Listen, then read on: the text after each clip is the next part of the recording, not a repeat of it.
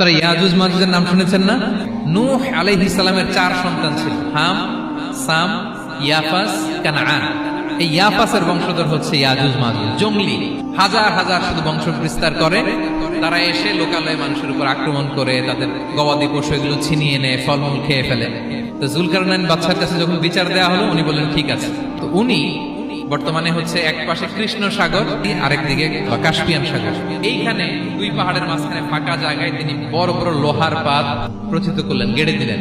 এরপরে তামা, সীসা গালিয়ে বিশাল একটা ওয়াল তৈরি করলেন।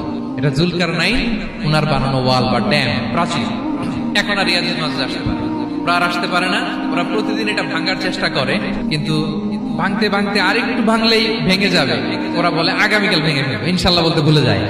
এজন্য এরপরের দিন এসে দেখে আবার এটা আগের মতো হয়ে আসছে। কিয়ামতের আগ দিয়ে ওদের মধ্যে এই ইনশাআল্লাহর প্রেরণা আসবে। তাদের একজন বলে উঠবে আগামীকাল ইনশাআল্লাহ আমরা এটা ভেঙে খান খান করে দেব, ঠিকই ভেঙে ফেলবে।